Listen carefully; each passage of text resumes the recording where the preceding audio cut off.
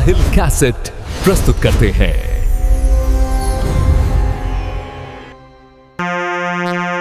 अंजनी सुत बंदन करूं महावीर बजरंग,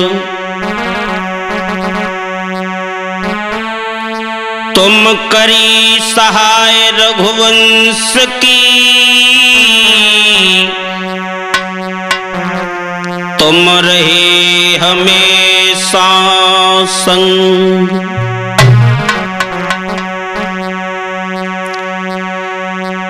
हाँ दोस्तों,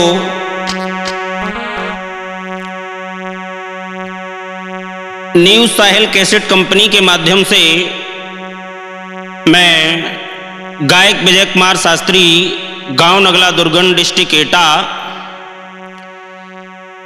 आप लोगों के बीच में बड़ा ही पुरानी कहानी आपके मध्य में पेश कर रहा हूं, जिसमें देखेंगे कि एक राजा हुए हैं जिनका नाम है राजा मौनधाता। और राजा मौनधाता के भक्तों कोई मैया नहीं थी।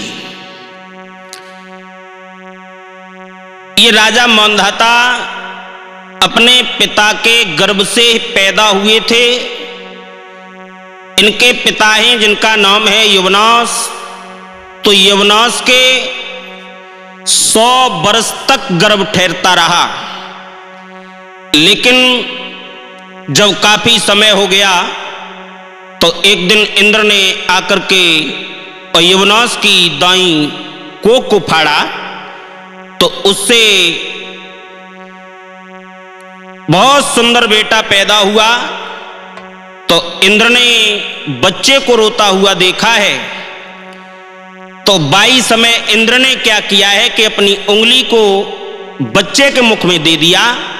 जवाब दिया है कि मां माने मुझे और धाता माने पान करो। इसलिए उस बच्चे का नाम मौनधाता पड़ा। बड़ा ही सुंदर कहानी है और काफी समय पुरानी कहानी है। मैं साहिल कैसेट के माध्यम से पेश करने के लिए जा रहा हूं, तो ध्यान दें। ऐसा ही नहीं लोगों, जब महाराज मौनधाता कुछ बड़े हुए हैं तो राज की बागडोर राजा मौनधाता के हाथ में आ जाती है। इनके घर में एक बहुत सुंदर पत्नी आई है जिसका नाम है बिंदुमती। लेकिन बिंदुमती के कोई संतान नहीं थी। और कैसे राजा है मौनधाता, गौर करें कहानी की तरफ।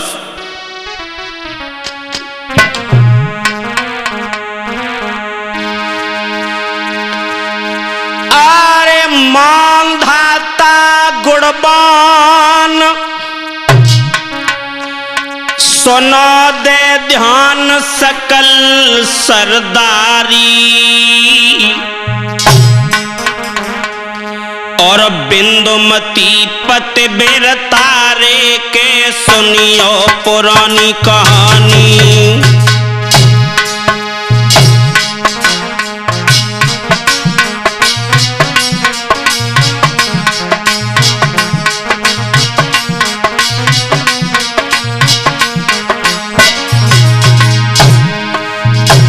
बड़ा ही अच्छे राजा हैं, प्रजा को पुत्र के समान वात्सल्य देने वाले राजा हैं, लेकिन घर में कोई संतान नहीं है।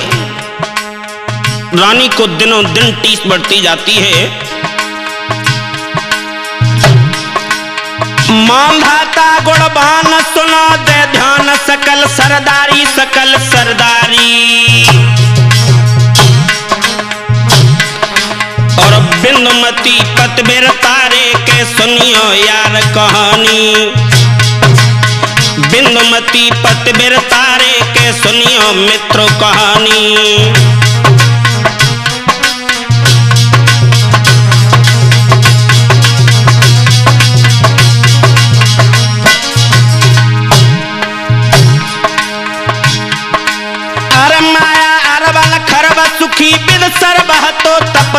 है तो तपधारी।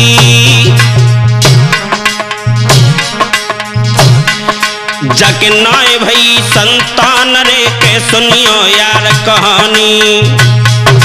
जाके नाय भई संतान रे के सुनियो यार कहानी।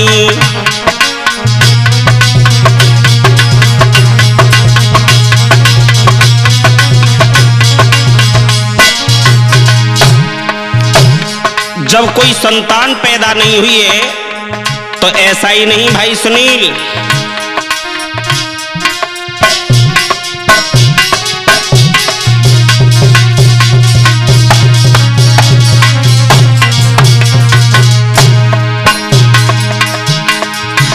अरे काऊ के बदरे हाथी घोड़ा, काऊ पे एक है बकरिया नाई। अरे काऊ के बेटा 10-10 घूमे, भूप पे एक है छोरिया नाई।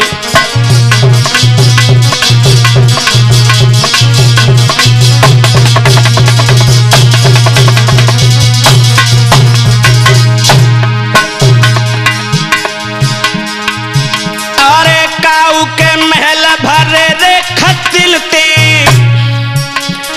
काऊ पे एक है टपरिया नाई। अरे काऊ के बन रहे महल दुमहेला, काऊ पे टूटी है झोपड़िया नाई।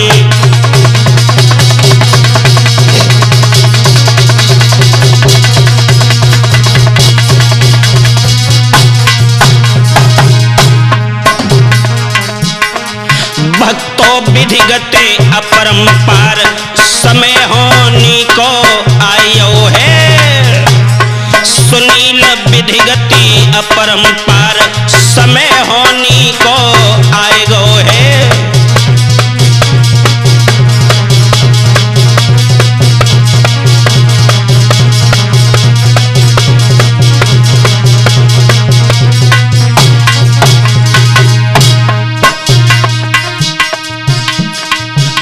होनी को आई गो है, समय होनी को आयो है।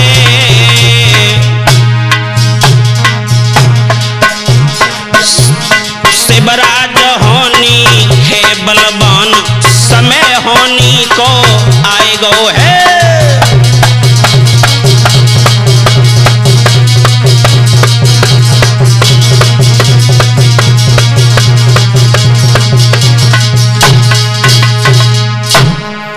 इधर भक्तों,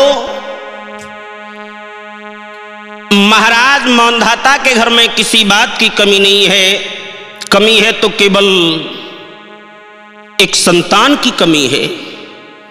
इधर बिंदुमती घर में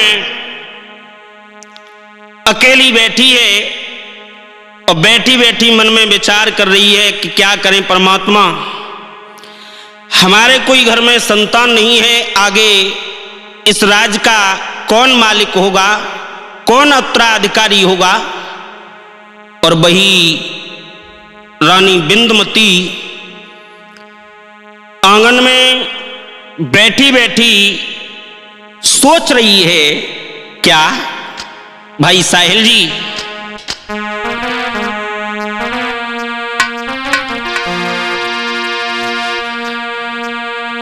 कि प्रभु तेने कैसी विपत्ति डाली, मेरे भयो न एक लाल।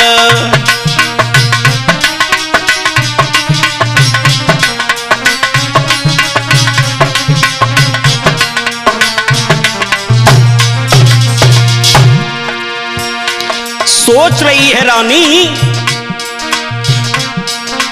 प्रभु ने कैसी विपत्ति डाली, मेरे भयो न एक लाल।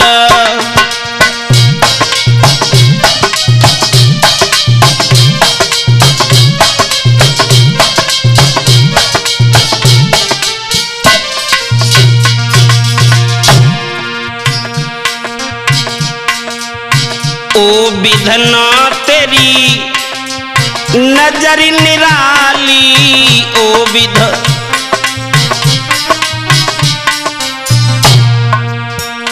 अरे ओ ईश्वर तेरी नजर निराली, ओ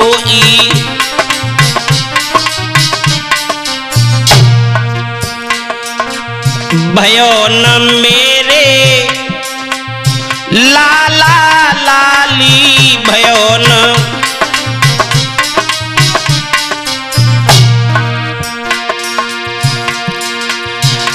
अरे बिंदुमती की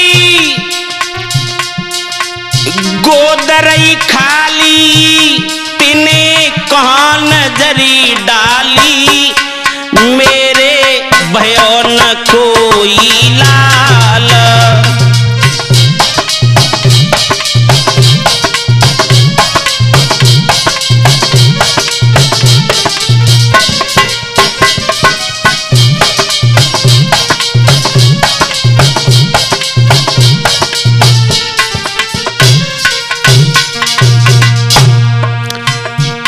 आंगन में बैठी बैठी घुटनों में सर दे करके फपक फपक करके रो रही है।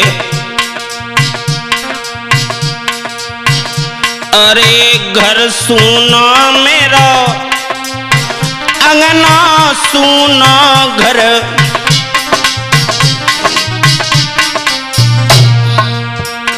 अरे घर सुना मेरा, अंगना सुना घर,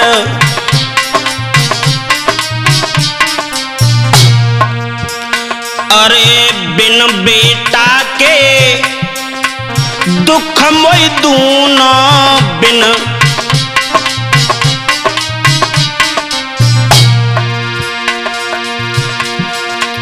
हे ईश्वर आ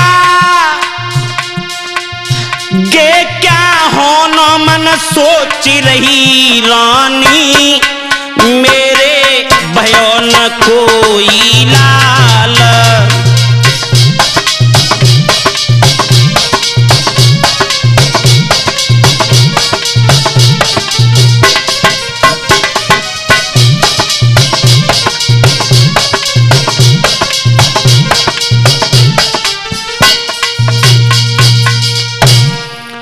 अब तो वो रानी बिंदुमती भक्तो आंगन में बैठी बैठी घुटनों में सर दे करके फपक फपक करके रो रही है। लेकिन इधर क्या देखा है, बिंदुमती तो आंगन में बैठी बैठी रो रही है। बांदी को पास बुलाया, बांदी से जवाब दिया है कि बांदी तू मेरा एक काम कर दे। बोली क्या? जवाब दिया है कि तू महाराज के पास चली जा और महाराज के पास में जाकर के महाराज को बुला करके ला।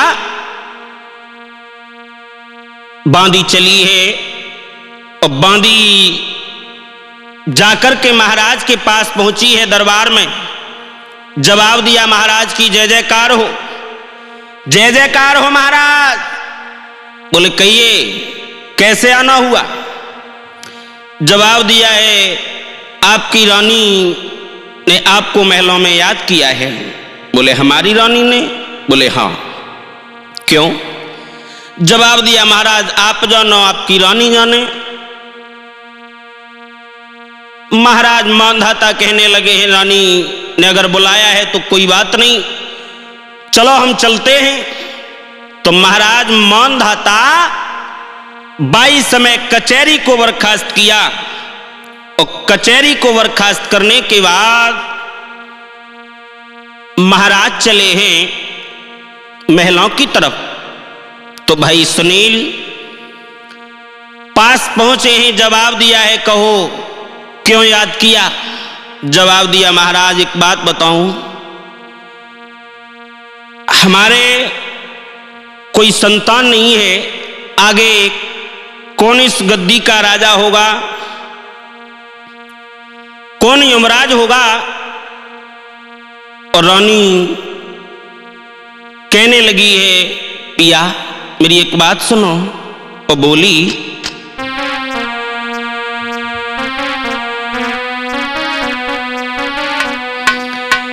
अरे सैया लाख भरे हुए घर में मोती,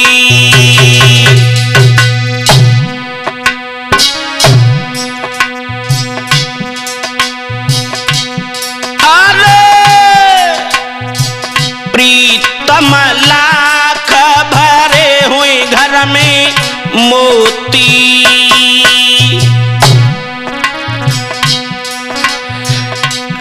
और बिन बेटा के इज्जत नहीं होती।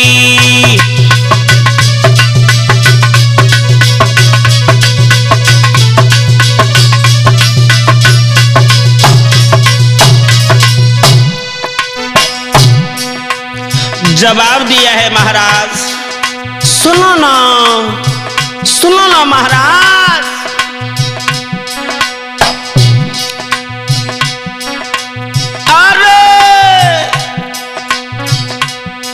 दुखिया आंगन मेरे रोती, और असुअन ते मुखड़ा धोती।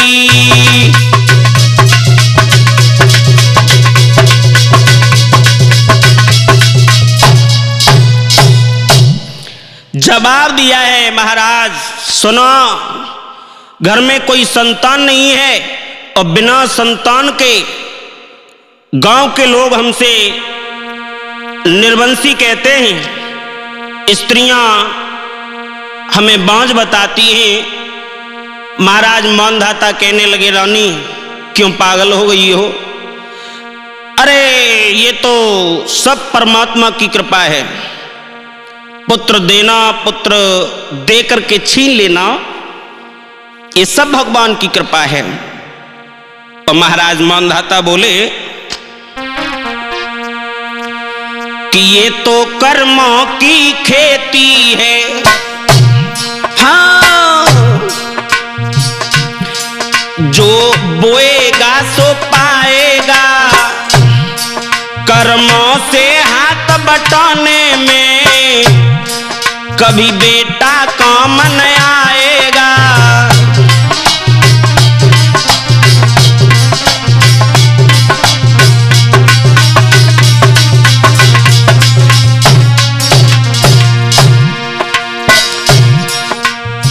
महाराज मानधाता बोले, सुनो रानी, ये तो कर्मों की खेती है, जो बोएगा सो पाएगा, कर्मों से हाथ बटाने में कभी बेटा काम न आएगा।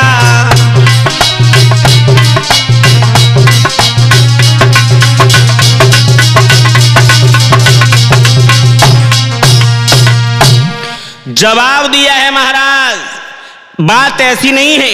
महाराज मानधाता कहने लगे हैं, रानी आप पागल हो, तुम्हें ये नहीं पता है, ये तो सब विधि का विधान है। पुत्र देना, पुत्र दे करके छीन लेना, लेकिन इधर हुआ क्या कि कैलाश पर्वत पर भूतनाथ भोले बाबा और पार्वती को साथ में लेकर के बैठे हैं। तो पार्वती झुंझला के बोली, भाई सुनील जी, कहने लगी, भोले बाबा तुम हमें एक बात बताओ। बोले क्या बताएं? जवाब दिया है, तुम हमें ये बताओ कि ये धरती काय पे टिकी है? भोले बाबा बोले, क्यों पागल हो गई हो? अरे तुम्हें नहीं पता ये धरती काय पे टिकी है?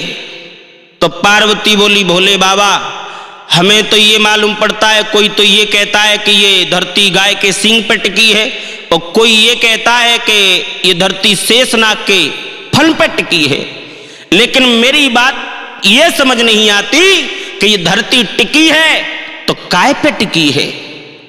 तो भोले बाबा से पार्वती झुंझला के बोली, भाई सतीश जी,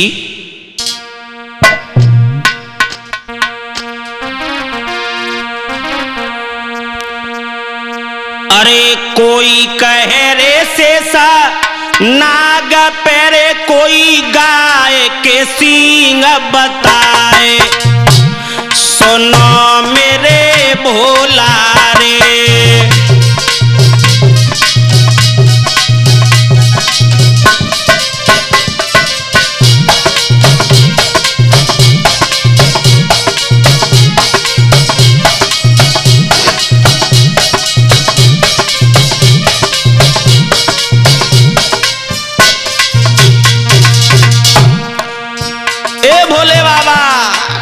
सुनो, अरे कोई कहे रे शेषा नाग पैरे, कोई गाय के सींग बताए, सुनो मेरे भोला रे।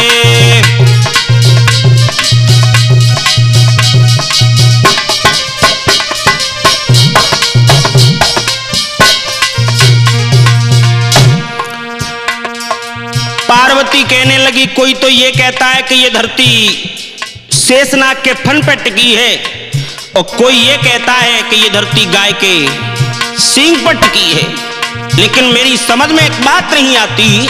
बोली, और हाथ जोड़ी कहने लगी, तुम देओ साफ बतलाए, सुनो मेरे भोला रे।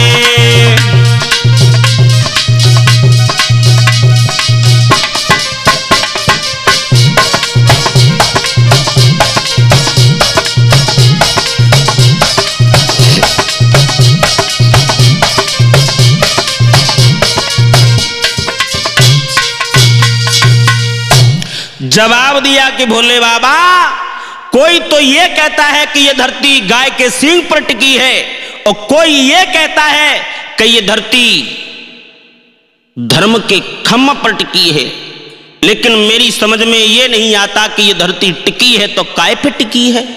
तो भोले बाबा बोले हैं कि पार्वती, अगर ये बात है तो तुम्हें हम एक बात बताएं, ज्यादा जिद कर रही हो तो सुनो, ये धरती काय पर टिकी है? ये धरती टिकी है तो धर्म के खम्भ पर टिकी है। पार्वती कहने लगी, भोले बाबा, अब मैं धर्म के खम्भ देख के मानूंगी कि धर्म के खम्भ कैसे होते। भोले बाबा कहने लगे, पार्वती, अगर तुम धर्म के खम्भ देखोगी तो तुम्हें बड़ा कष्ट मिलेंगे, बड़ा दुखों का सामना करना पड़ेगा। भोले बाबा से पार्वती बोली, भोले बाबा चाहे कितने कष्ट पड़ जाएं, लेकिन धर्म के खम्भ देख के ही मानूंगी। भोले बाबा कहने लगे, पार्वती अब नहीं मानेंगी। अब तो एक हट पड़ गई पार्वती। सो भोले बाबा कहने लगे, अगर पार्वती तुम नहीं मानती तो चलो हम तुम्हें धर्म के खम्भ दिखाएं कि ये धर्म के खम्भ कैसे होते हैं।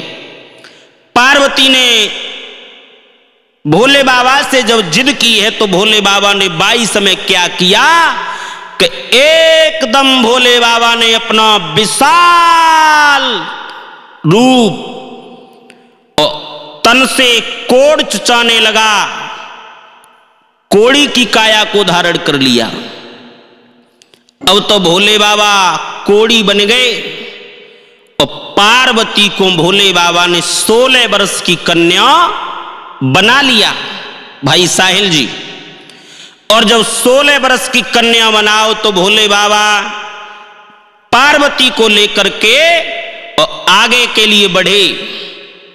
और जब आगे बढ़े ही भोले बाबा, तो क्या देखा है भोले बाबा ने, तन से कोड़ चुचा रहा है और पार्वती भोले बाबा के ऊपर झाड़ फूंक करती जा रही है, मक्खियां हटाती जा रही हैं, लेकिन भोले बाबा आगे बढ़ते चले जा रहे हैं। विधि का ऐसा विधान कि बढ़ते बढ़ते बढ़ते बढ़ते भोले बाबा और कहां पहुंचे हैं। हुआ ऐसा, भाई सुनील जी,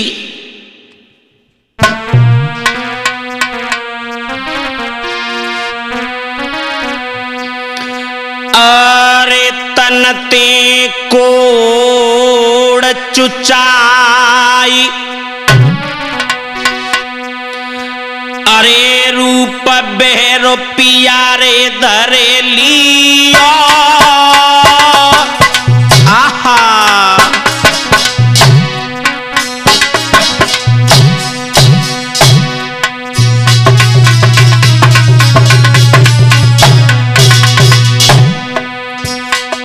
क्या किया भोले बाबा ने भाई समय साहिल भाई,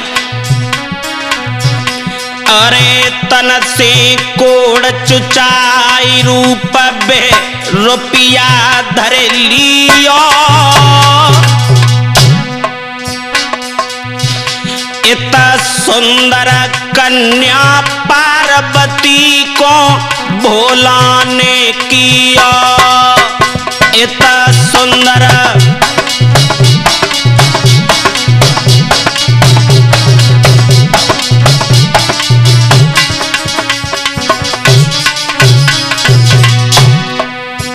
अब तो भोले बाबा ने पार्वती को बाई समय भक्तों 16 बरस की कन्या बनाओ, और 16 बरस की कन्या बनाए के बाद चले ही तो क्या देखा भाई सतीश जी, राजा मांधाता का बाग काफी समय से सूखा पड़ा था और बाई बाग की सीध भोले बाबा ने लगा लिया है। और सुंदर कन्या पार्वती को भोला ने किया सुंदर,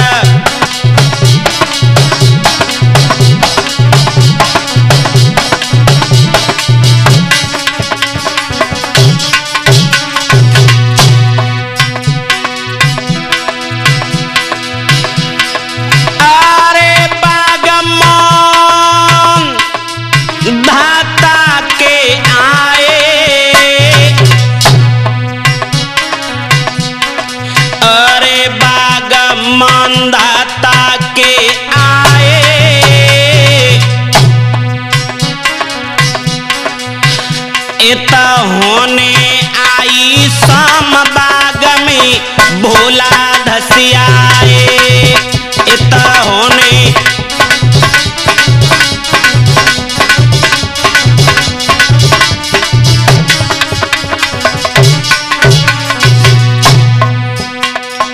संध्या का समय हो गया और बाजी वाह भोले बाबा बाई बाग में बढ़ते चले गए, बढ़ते चले गए। हुआ क्या, अरे भूप है निरबंसी राजा,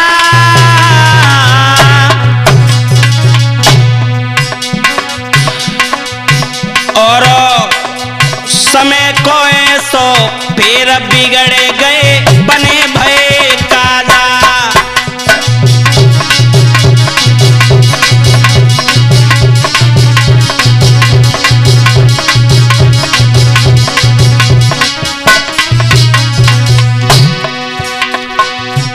अब तो जैसे ही भोले बाबा आगे बाग में पहुंचे हैं और बाग में जैसे ही घुसे बहू का गजब हो गया। लला ब्रजपाल अरे कदम जब बगिया में दिया, भाई अरविंद अकेला जी, अरे कदम जब बगिया में दिया, इतना बाग गयो लहराए कदम जब भोला ने दिया। हाय बाग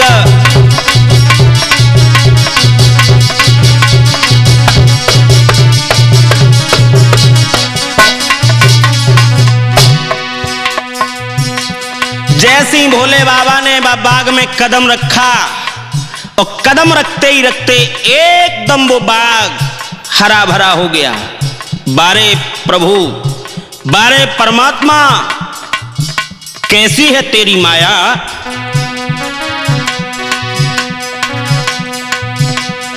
अरे धन्य है पार्वती मैया,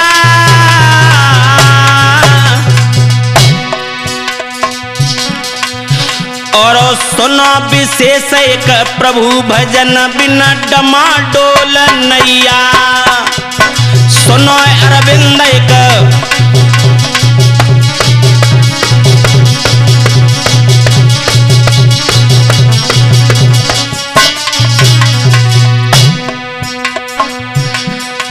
करे ले तन हजार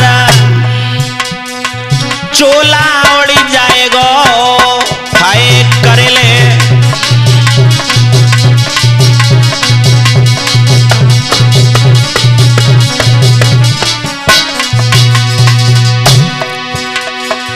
उड़ जाएगो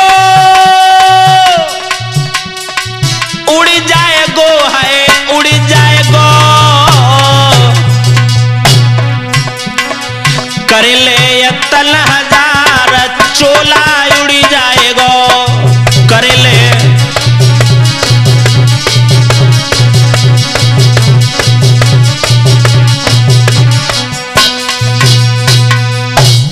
बाई समय भक्तों भोले बाबा ने जब बगिया में कदम रखा और कदम रखते ही रखते एकदम वो बाग हरा भरा हो गया।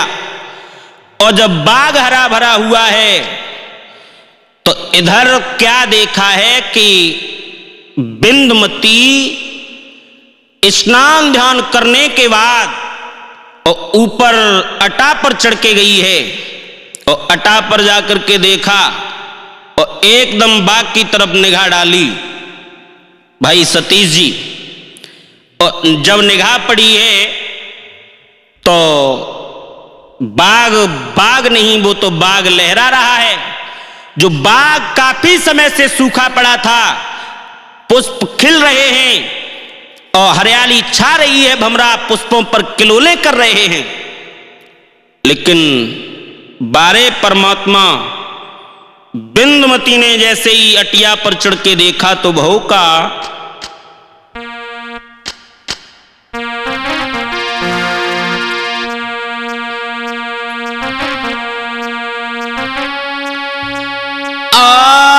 बिंदुमती अटिया पे चढ़ गई बीरन ध्यान बिसर न जाए।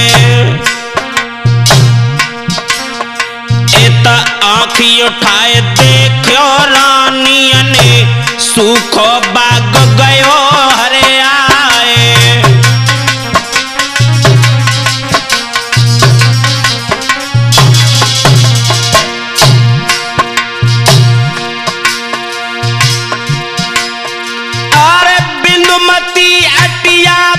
चढ़ गई बीरन ध्यान बिसर न जाए। एता आँखी उठाए देखो रानी ने सूखो बाग गयो हरे आए।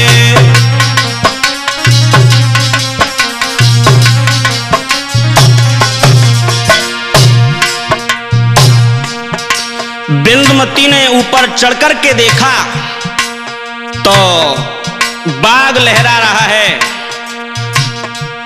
एकदम बिंदुमती वहां से चली है और महाराज मानधाता के दरबार में पहुंची है। आगाह किया है महाराज को।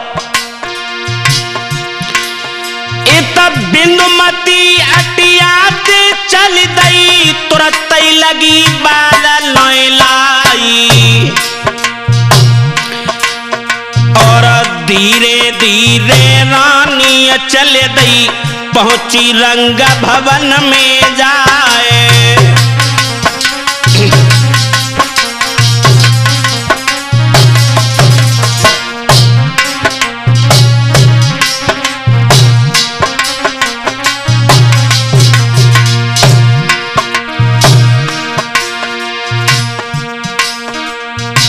हाथ जोड़ के रानी ने अरे कहीं पीतम ते अर्ज सुनाए।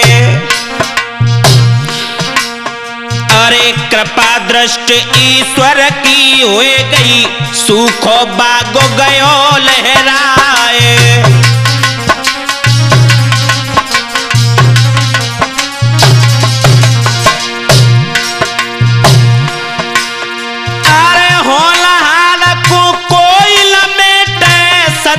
बीच श्री कर तारिकाए, अरे लिखी विधाता की अनोय मिटिए, अरविंद करियो लाख पाए।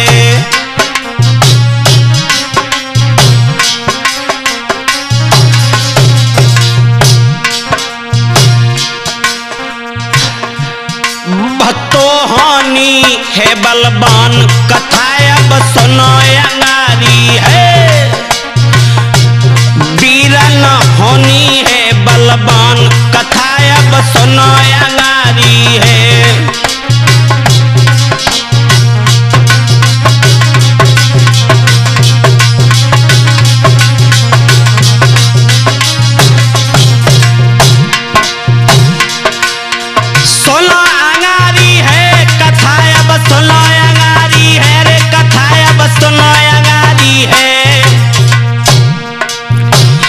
भक्तो होनी है बलवान, कथा अब सुनो अंगारी है।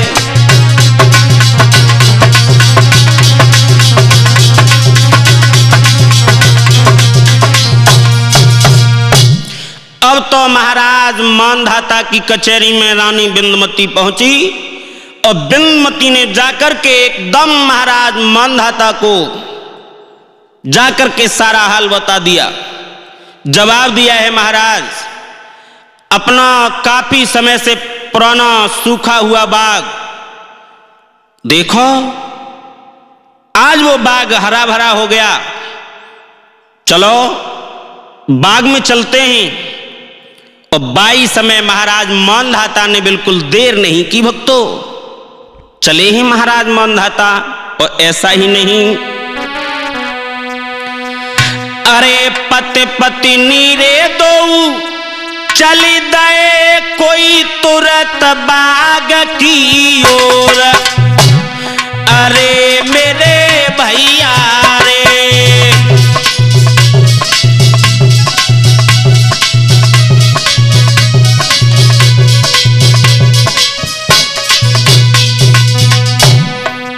भाई साहिल दोनों पति पत्नी चले और पति पत्नी आगे बढ़े हैं तो बहू का, अरे पति पत्नी रे दो चली दे कोई तुरंत बाग की ओर, अरे मेरे बोला रे।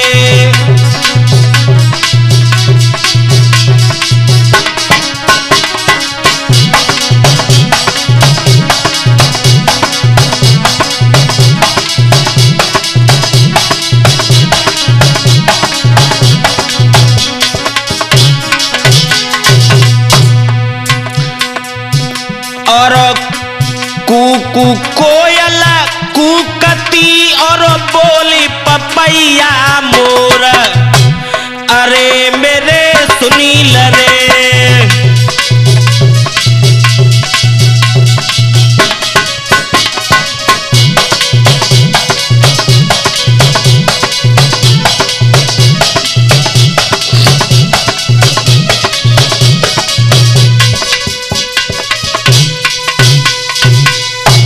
अब तो महारानी महाराज को लेकर के जब बाग में आई है तो देखा है कि बाग काफी समय से सूखा था और वो बाग आज हरा भरा हो गया।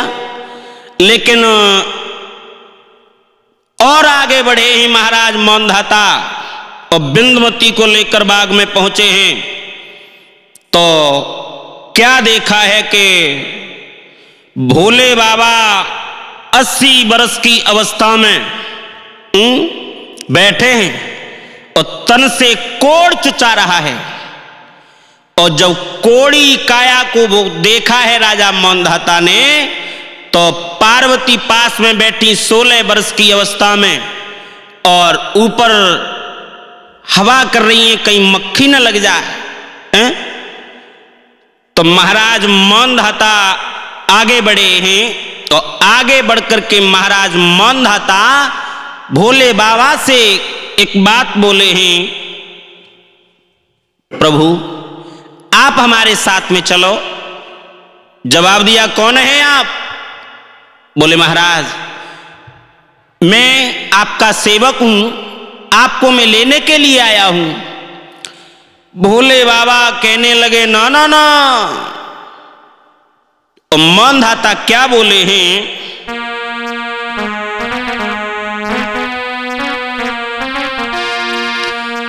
कि तुम चलियो महलन को। भाई सुनील, और दुख को ना दिखाना है, तुम चलियो महलन को।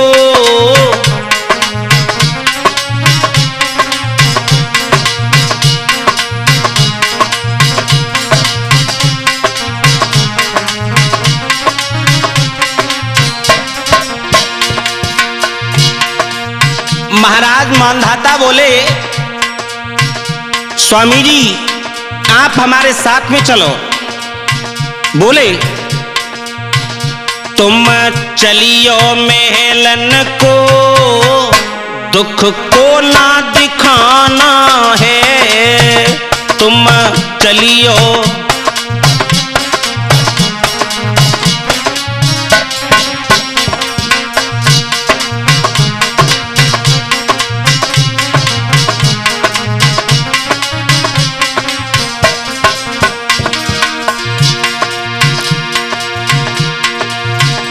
तुम चलियो महलन को,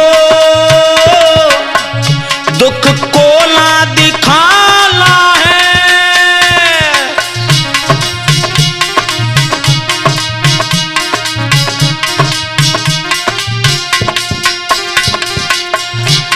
तुम चलियो महलन को, दुख ना दिखाना है, चलियो महलन को, दुख ना दिखाना है।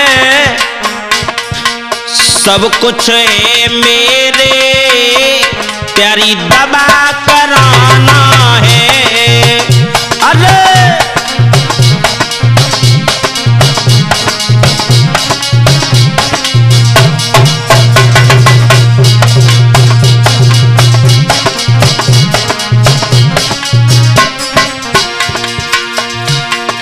महाराज मानधाता बोले स्वामी जी मेरे साथ चलो आप मेरे महलों में। लेकिन भोले बाबा कहने लगे ना ना ना, ऐसे थोड़ा ही। सुनो,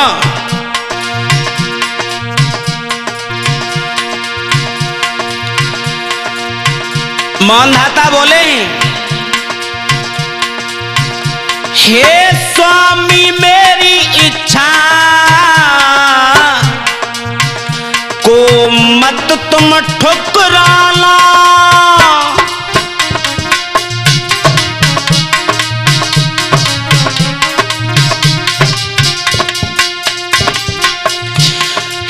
स्वामी मेरी इच्छा को मत ठुकराना, स्वामी मेरी इच्छा को मत ठुकराना। लेकिन इस बगिया में रह के, इस बगिया में रह के दुख को ना दिखाना है। इस बगिया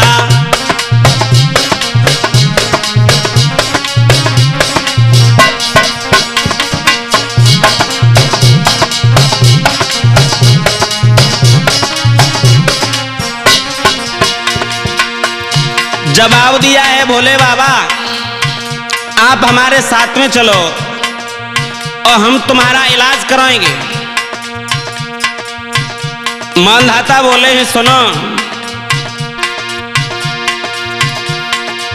धन्य धन्य स्वामी मेरो बाग हरो कियो।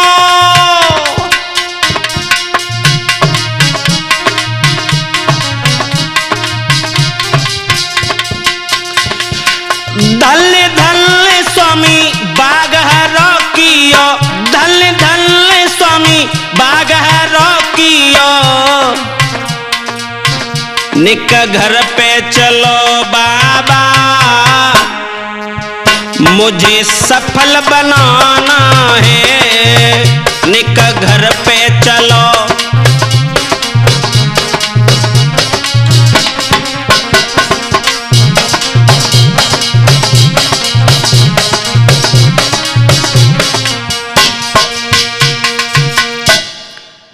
भोले बाबा से जब इतनी बात कही है तो कोड़ी के भेष में भोले बाबा बोले हैं, अगर हे राजा तुझे मेरा इलाज कराना है तो तू मेरा इलाज इसी बगिया में करा दे।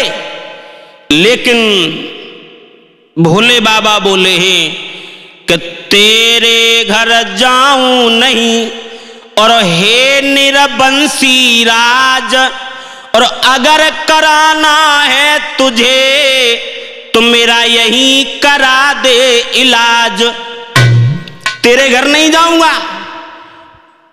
तो 22 समय भक्तों क्या किया है राजा मांधाता ने, भोले बाबा को लिया और भोले बाबा को लेकर के इलाज कराने के लिए बगिया में चले। तो काफी समय तक घुमाते रहे, लेकिन भोले बाबा की कोड़ी काया को ठीक नहीं कर पाए। और जब कोड़ी काया को ठीक नहीं कर पाए हैं तो उसी समय भक्तों क्या हुआ है, भोले बाबा ने जवाब दिया है कि ओरे राजा,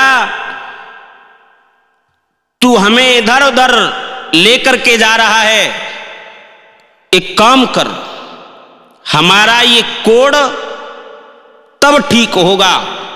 बोले कब? सुनो कब होगा।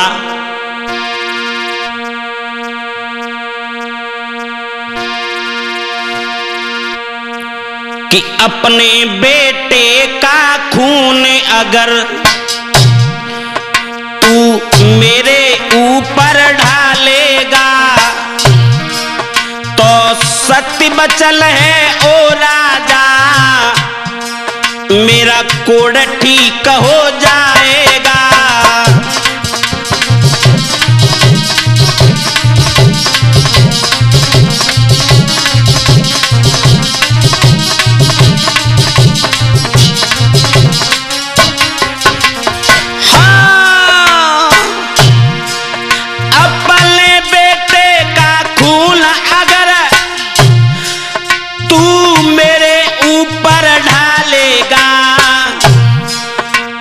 सत्य बचल है ओ राजा, मेरा कोड़ ठीक हो जाएगा।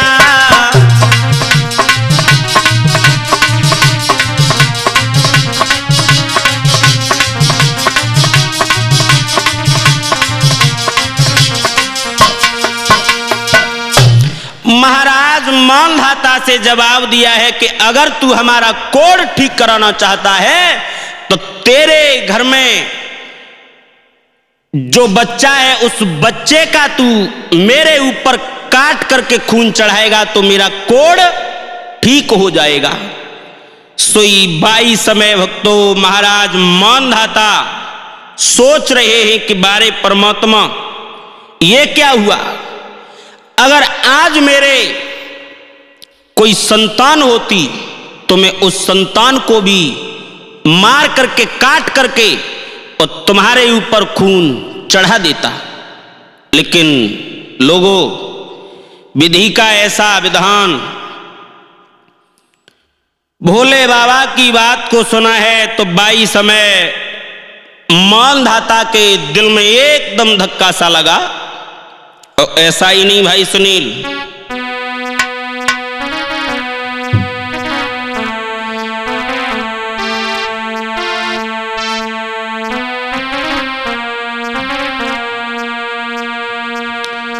अरे सुनिए साधु की बात,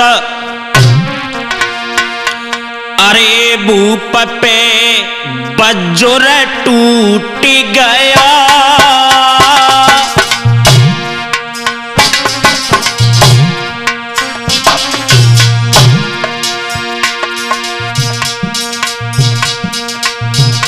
मैं कैसे बांधूं धीर विधाता, हमसे रूठ गया। मैं कैसे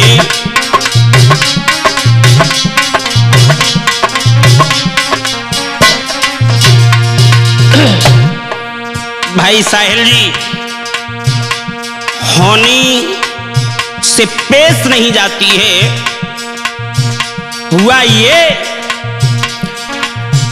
मैं कैसे बांधूं धीर विधाता हमसे रूठ गया, मैं कैसे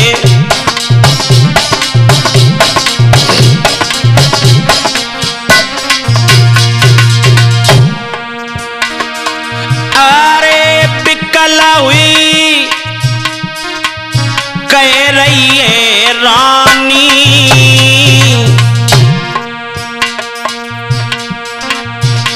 मेरे नाय कोई संतान के सूनी रह गई रजधानी, मेरे नाय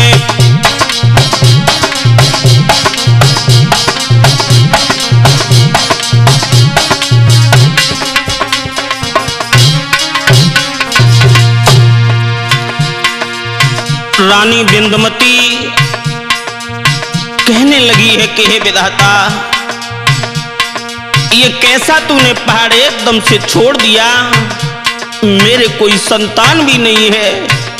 अगर मेरे संतान होती तो मैं उस संतान को भी काट करके और बाबा जी के ऊपर चढ़ा देती, कोड़ी काया ठीक करा देती।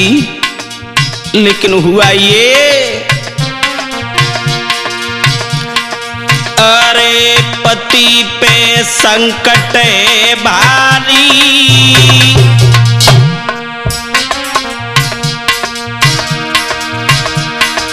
अरे पति पे संकट है भारी,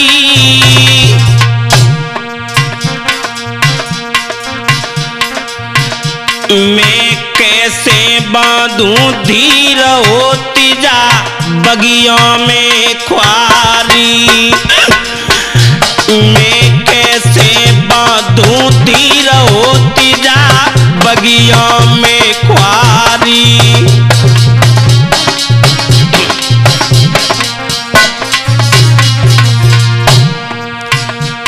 रानी रो रो करके कहने लगी है, परमात्मा आज मेरी लाज जब बगियों में जा रही है, भला मेरे पास एक बच्चा होता तो मैं ये हरगिज नहीं होने देती, उस बच्चे को भी काट करके मैं कोड़ी काया ठीक करा देती।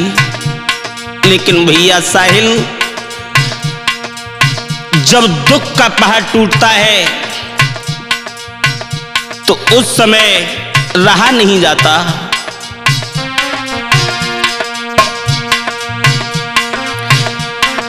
अरे आज बसो कछु मेरो चलतो,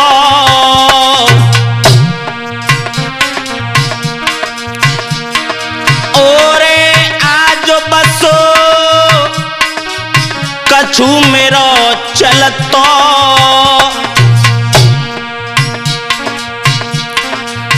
मैया होतई देती मारे दुख मोए देखनो नोए पड़तो, मैया होतई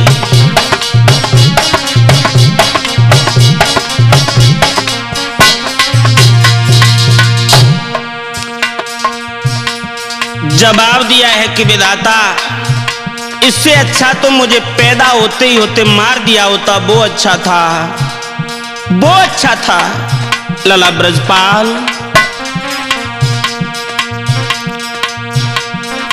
अरे रोए रही बछड़ा बिन गैया,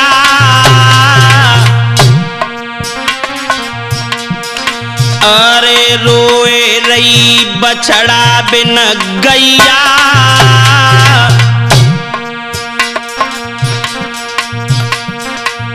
ओ विशेष एक प्रभु भजन बिन डमाडोल नैया, ओ गुरुदेव एक राम भजन बिन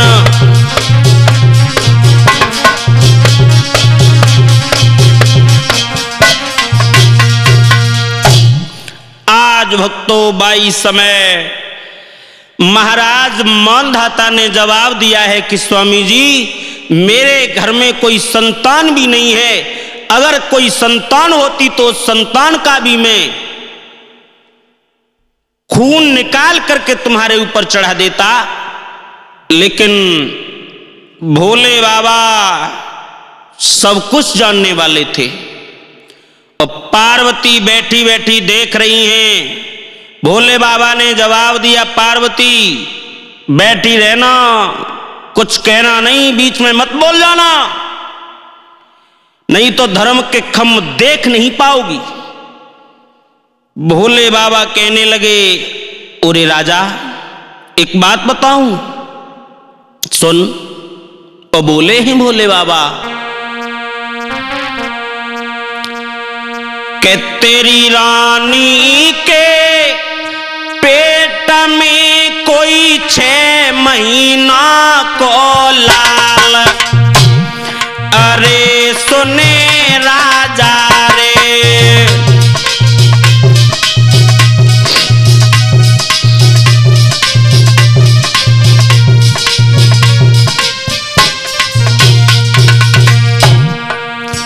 भाई सुनील, भोले बाबा बोले सुनो, अगर ये बात है तो हम बताएं तुम्हें। अरे तेरी रानी के पेट मेरे कोई 6 महीना को लाल, अरे मेरे बेटा रे,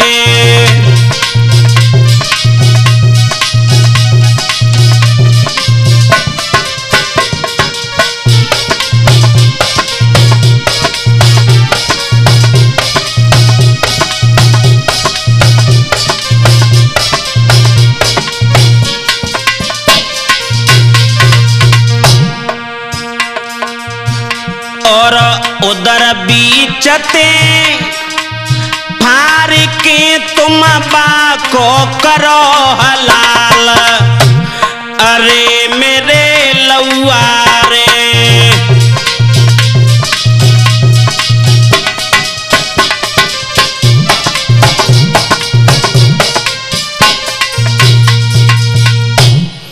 जवाब दिया है कि अगर ऐसी बात है तो चिंता मत करो, तुम्हारी रानी के पेट में 6 महीने का पुत्र है और उस पुत्र को बाहर निकालो और काट करके हमारे ऊपर उसका खून चढ़ा दो तो हमारा कोढ़ ठीक हो जाएगा।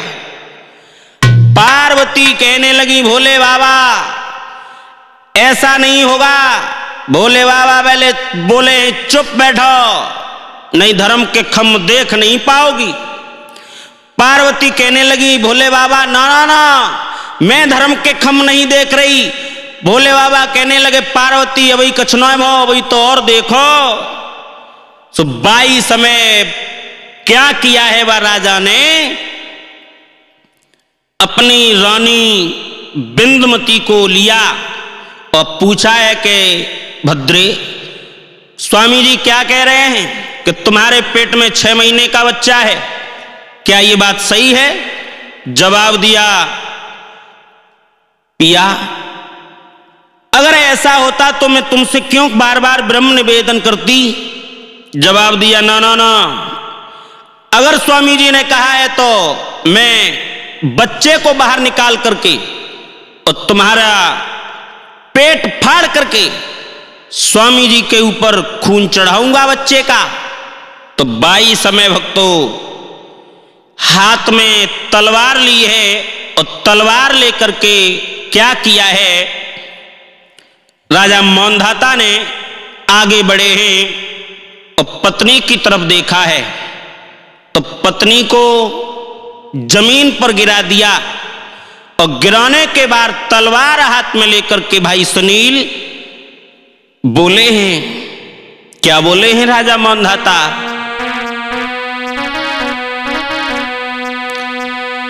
अरे मैं कैसे फाड़ूं और पेट नारी को, अरे पत बेरा तारे मेरी नारी।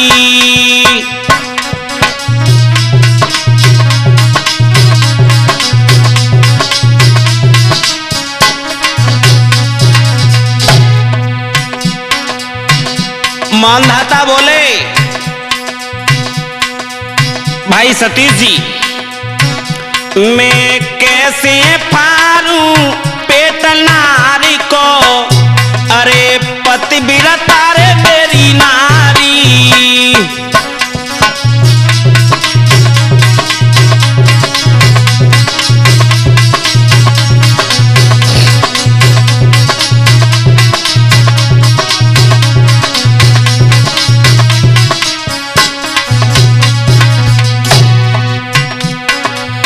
मेरी बन के बात बिगाड़ी,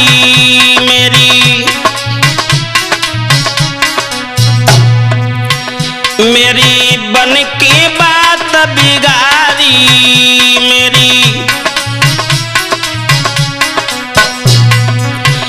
राजा से बने भिखारी।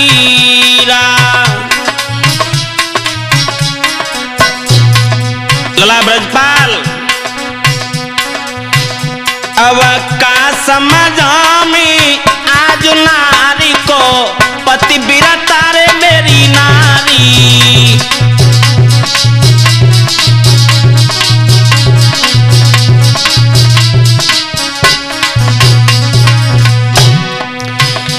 मैं कैसे फारूं पेट नारी को, अरे पतिव्रता रे मेरी नारी।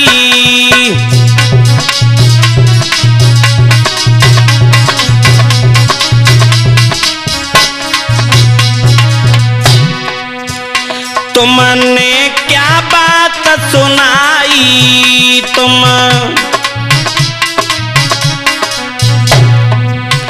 मेरे नए कुमार कनाई, मेरे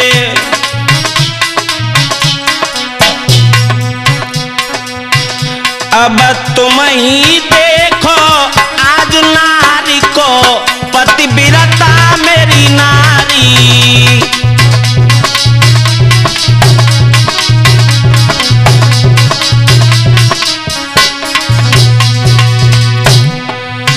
सब छीन लाई ठकुराई, सब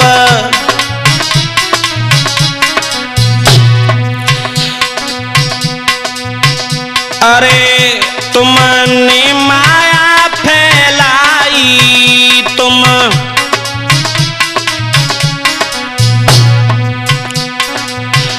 और नाव पड़ी मझधार नारी को, पतिव्रता मेरी नारी।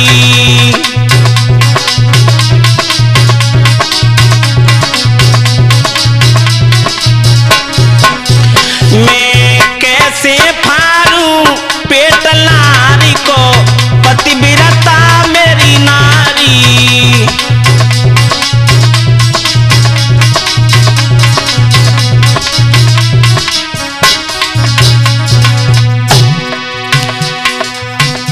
इधर भक्तों,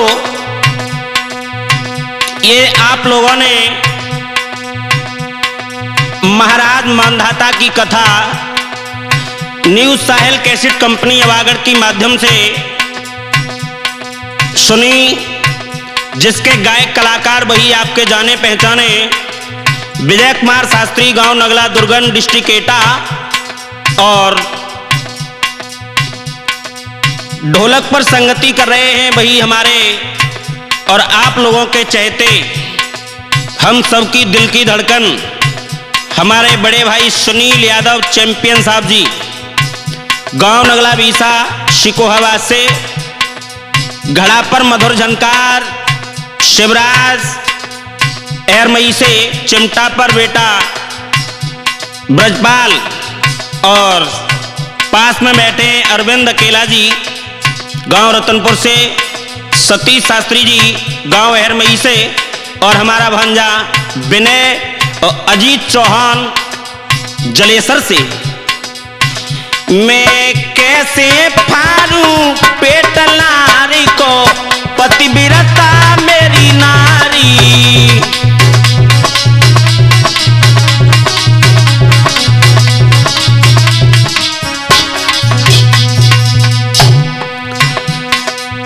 इधर महाराज मानधाता ने भाई समय भक्तों तलवार से पेट फाड़ा है और पेट फाड़ करके बच्चा निकाल करके भोले बाबा के ऊपर चढ़ाया तो कोड़ी काया एकदम ठीक हो गई और भोले बाबा अपने असली वेश में आए हैं पार्वती को लेकर। मानधाता ने जवाब दिया, प्रभु आपने ये परीक्षा तो की मेरी, लेकिन आगे आने वाले समय में कलयुग में किसी की इतनी कठिन ये परीक्षा मत कर देना। जवाब दिया है,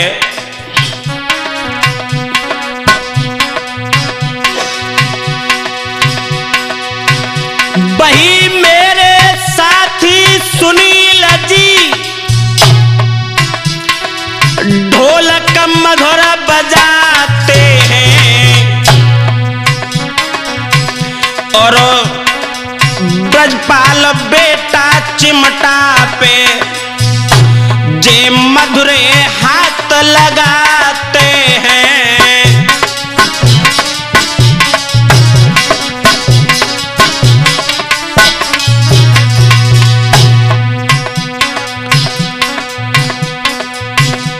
जे बोलो विपन बिहारी